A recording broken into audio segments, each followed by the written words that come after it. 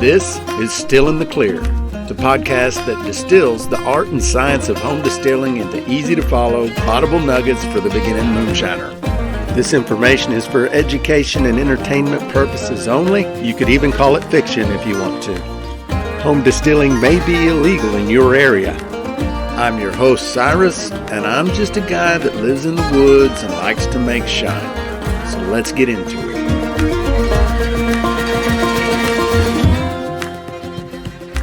Hey, if you like Still in the Clear and want to help support the show, there are a number of ways to do it, and some don't even cost you anything.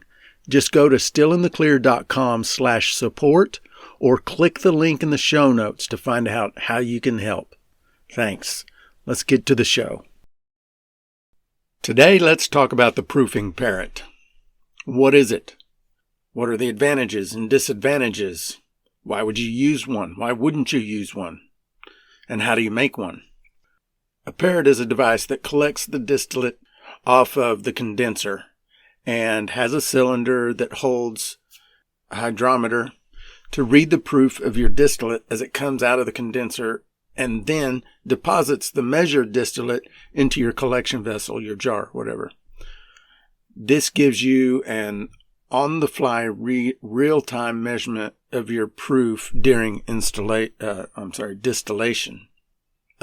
Parrots can be made to attach directly to your condenser, or they can be made as a freestanding piece of equipment that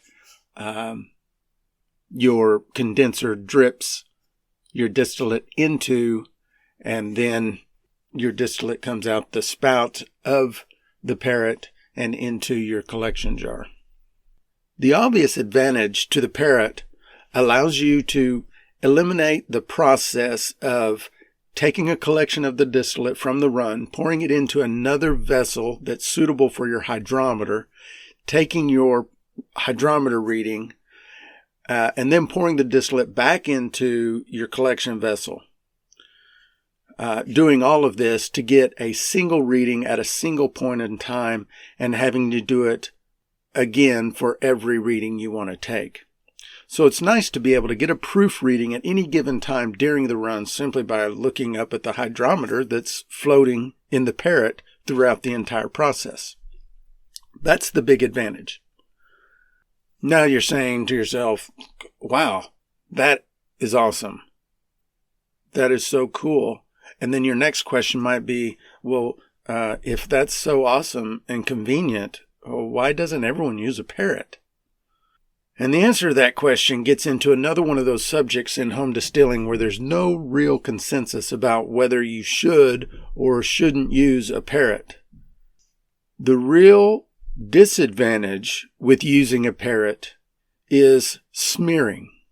We're going to get snackered. I tell you what, boy, man, I want to get all messed up and it just blew our mind. It's a free cheat to the dang old wind, man. What is smearing? Now, when I was doing my research for this episode, I looked for a hard definition of distillate smearing and couldn't even find a consensus definition. So here goes my attempt at a definition for distillate smearing. It is the blending of vapors or liquids that have been distilled at different times during the run. Anytime a liquid distillate is suspended or pooled in a certain area, there will be parts of that liquid that were distilled at different times in the run.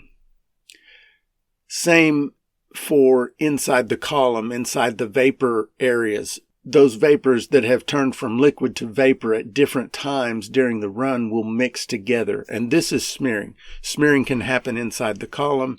It can happen anywhere in the vapor path.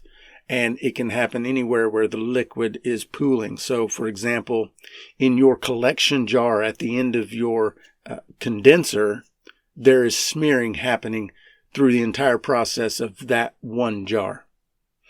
So smearing happens no matter what in the distillation process, unless you have very complex distilling equipment, which most home distillers do not have. There's also disagreement in our community about whether this is a big deal or not.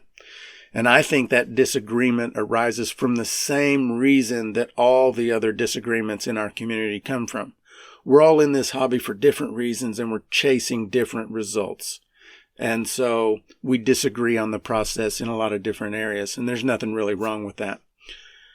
If you'd like to see a great experiment that explains smearing in a parrot visually, you need to check out Jesse's food coloring experiment on his YouTube channel, Still It, and I'll leave a link in the show notes for that video. It's a great video where he uses blue food coloring in a parrot and shows how far that blue food coloring gets smeared throughout the process.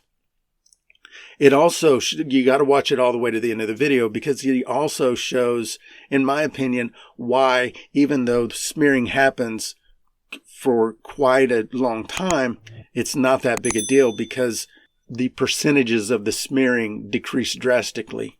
So smearing definitely happens in a parrot, and I don't think there's any argument about that. To what degree depends on the parrot itself. So, again, size does matter. How fast you're running and how large your run is.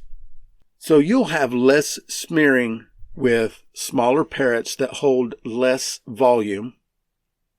You'll have less smearing with faster runs, which is counterintuitive, I know, but I can explain that in just a second. And then you'll have less smearing on larger runs.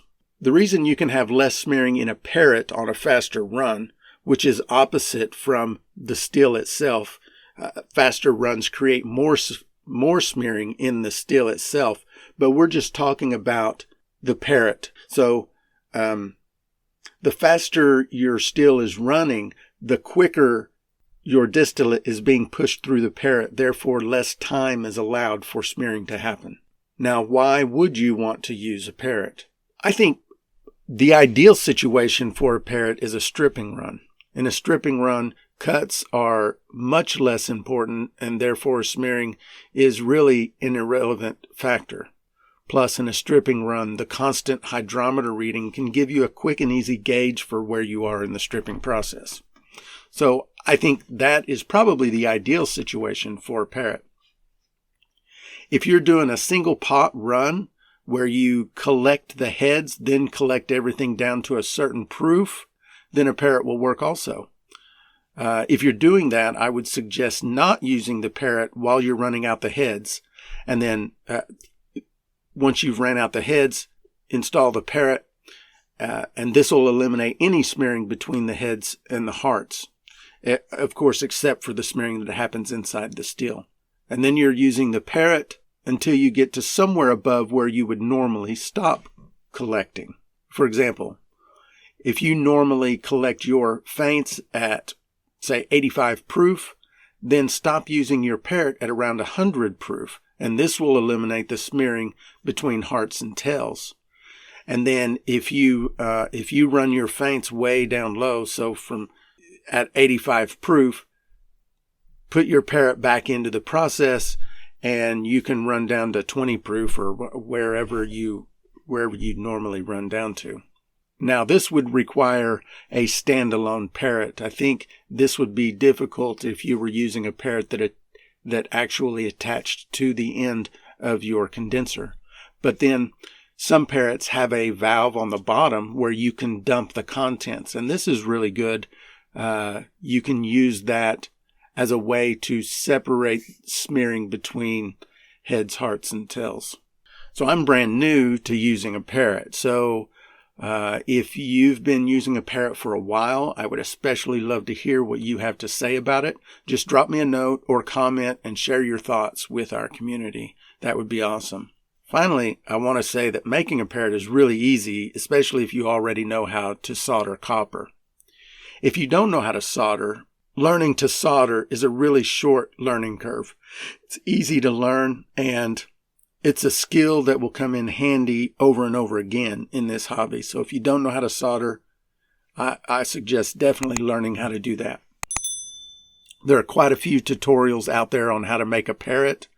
If you'd like to see how I made mine, step by step with detailed parts explanation, then you can check out the YouTube video I did. I'll link it in the show notes. There's also a great kit on Amazon which includes all the parts pre-cut, and all you have to do is the assembly. And I'll put the link to that in the show notes also.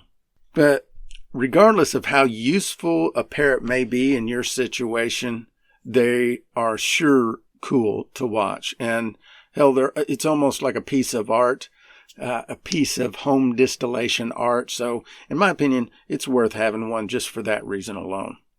And that's all I got for you today. Well, that wraps up this week's episode. I hope you enjoyed it. Share this episode with people you think might enjoy it.